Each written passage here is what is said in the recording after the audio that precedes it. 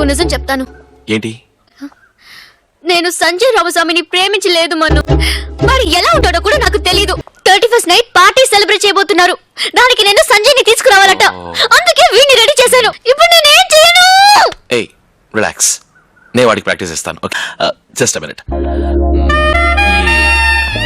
Button తీసేయండి. Mister Sanjay, నడిచేటప్పుడు straight గా చూడాలి, బాడీ స్టిఫ్ గా ఉండాలి, కాన్ఫిడెంట్ గా చెయ్యాలి.